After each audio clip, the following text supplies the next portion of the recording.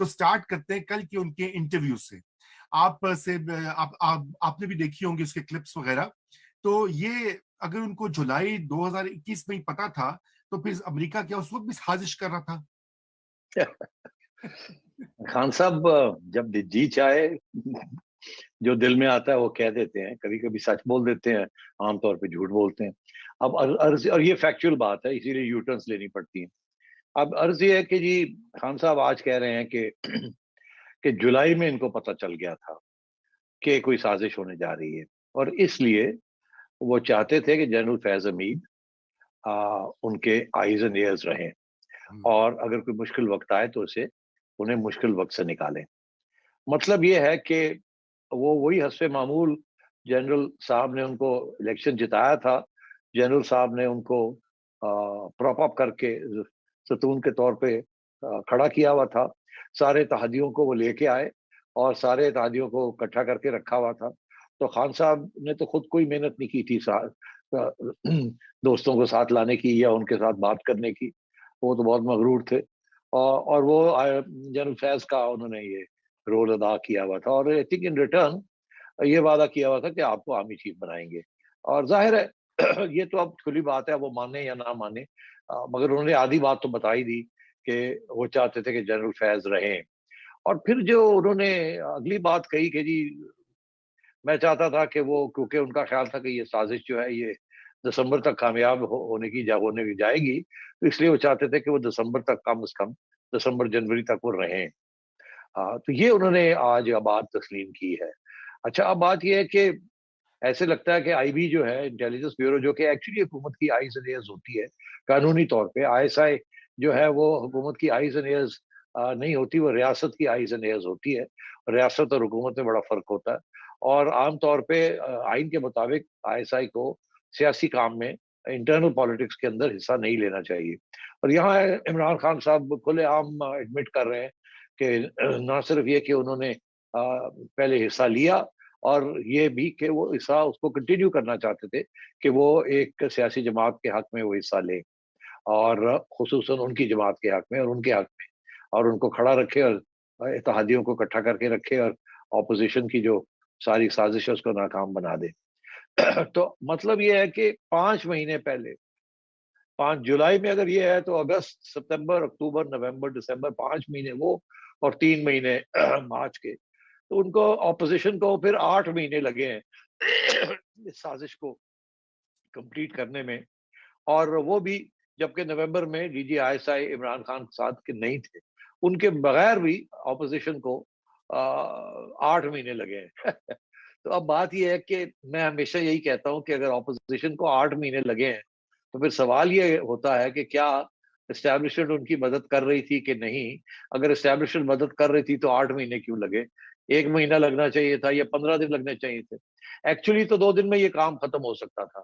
وہ کیا تھا کام, وہ یہ تھا کہ اگر اسٹیبلشمنٹ اپوزیشن کے ساتھ ہوتی اور اس سازش کا حصہ ہوتی تو ایک صرف آنکھ مارنی تھی انہوں نے این کیو ایم کو, اور ایک چودھری صاحب کو آنکھ مارنی تھی, اور وہ ہٹ جاتے گورنمنٹ سے, تو عمران خان صاحب ووٹ آف کانفیڈنس نہیں لے سکتے تھے. یہ سارا 5, 6, 8 مہینے اپوزیشن کو بھاگ دوڑ کرنی پڑی, اور 195 اور 196 ووٹس اکٹھے کرنے پڑے جہاں کہ ان کو 172 کی ضرورت تھی. تو خان صاحب اگر 172 پورے نہیں کر سکتے تھے تو گورنمنٹ گئی تھی. تو اگر اسٹیبلشمنٹ نے ان کو گرانا تھا تو پھر نومبر میں جب تک تو جنرل فیض تھے وہاں, تو اس کے بعد اکتوبر میں چھٹی ہو سکتی تھی عمران خان صاحب کی. مگر صورتحال ایسی نہیں ہوئی, جس کا مطلب یہ ہے کہ اپوزیشن کو بہت محنت کرنی پڑی لوگوں کو اکٹھا کرنے میں. اور وہ بھی اگر آپ سمجھیں کہ نومبر سے لے کے مارچ تک 5 مہینے لگے اپوزیشن, اور وہ بھی آخری وقت تک ڈامک ڈول تھا, اور یہاں تک کہ آخری وقت پہ چودھری حضرات جو تھے وہ ادھر ہو کے اور پھر لپٹ کے وہ خان صاحب کی گود میں چلے گئے, جو کہ شاید آپ پچھتا رہے ہوں گے. تو اب بات یہ ہے کہ یہ بالکل بات بیٹھتی نہیں ہے, اس میں کوئی شک نہیں ہے کہ خان صاحب ضرور چاہتے تھے کہ D G I S I general Faiz Hameed جو ہیں وہ رہے ان کے ساتھ اور ان کی مدد کریں جیسے انہوں نے پہلے مدد کی تھی. اچھا, اب اس میں ایک بات اور بھی کہنے کی ہے, پھر تھوڑی سی آگے بات بڑھاتے ہیں. آپ کو یاد ہوگا جنرل فیض حمید ڈی جی سی تھے جبکہ جنرل آصم منیر صاحب کو DGI بنایا گیا. درست. ہاں تو اس وقت انٹرنل کے تھے جنرل فیض، نمبر 2 تھے ISI میں جب جنرل آصم منیر کو DGI بنایا گیا.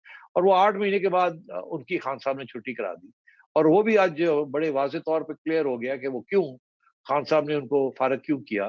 کیونکہ جنرل آصم منیر میری اطلاع کے مطابق، اور اگر یہ غلط ہے تو somebody should explain to me کہاں غلط ہے.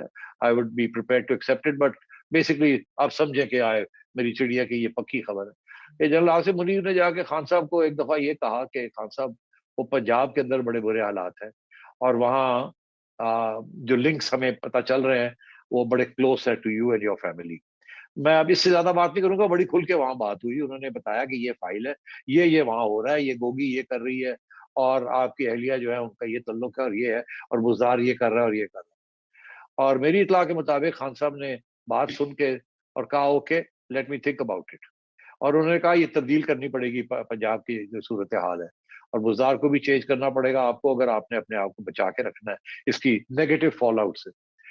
تو خان صاحب نے اس وقت کچھ نہیں کہا بٹ مائنڈ بہت کیا، اور اس کے بعد انہوں نے آرمی چیف سے کہا کہ یہ بندہ جو ہے اس کو چینج کرے، I don't want it. And that is why general Asim Munir was then shunted out, because انہوں نے جا کے ان کو حقیقت ایک دکھائی، آئینہ دکھایا کہ یہ ہو رہا ہے، اب یہ آپ کے خلاف جا رہی ہے، پھر ہمارے خلاف بھی جا رہی ہے بیکاز ہم آپ کے ساتھ ہیں. تو ان کو سائڈ لائن کر دیا اور پھر جنرل فیض کو DGI بنایا.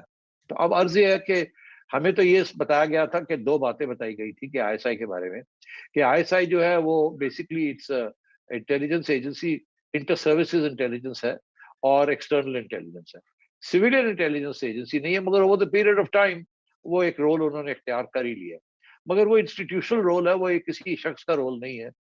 مگر خان صاحب نے ایک شخص کے اور انسٹیٹیوشن کو ملا کے اور اس کی ناجائز فائدہ اٹھانے کی کوشش کی. حالانکہ ان کے پاس نہ ووٹس تھے نہ پاپولیرٹی تھی، نہ الیکشن میں وہ جیتے تھے، مگر اب ان کو عادت پڑ گئی تھی کہ ایک صاحب کے اوپر سہارا لینے کی. جی. تو پہلی بات. دوسری بات یہ کہ یہ جو پھر 5 مہینے کے بعد ان کو یاد آیا کہ امریکہ کی اب کنسپریسی تھیوری لگانی پڑے گی، بیکاز لگ ایسے رہا ہے کہ ووٹ آف نو کانفیڈنس کامیاب ہونے جا رہا ہے. اور جب وہ 8 کو اناؤنس ہو گیا تو پھر انہوں نے ہاتھ پیر مارنے شروع کیے. ان کو سمجھ آ گئی بات کی کہ اب یہ میں جا رہا ہوں، میری چھٹی ہو رہی ہے، اب ایک نیا بیانیہ ڈھونڈنا پڑے گا. یہ کرپشن کا بیانیہ اور یہ بیانیہ چل نہیں رہا ہے، میرے اپنے ساتھی مجھے چھوڑ کے جا رہے ہیں، اور اپوزیشن نے مل جل کے اسٹچ اپ کر ہی لیا. اس سے پہلے آپ کو یاد ہوگا کہ خان صاحب کہتے تھے آئی ول ویلکم، کہ آئیں ووٹ آف نو کانفیڈنس لیں، میں ویلکم کروں گا. اور پھر یہ بھی کہتے تھے اگر کامیاب ہو گیا میں 1 سیکنڈ نہیں رہوں گا. تو خیر اس وقت ان کا یہ فیصلہ تھا کہ ان کو تو کامیاب تو یہ ہونے جا رہا ہے، مگر میں نے 1 سیکنڈ نہیں، میں نے تو جانا ہی نہیں ہے.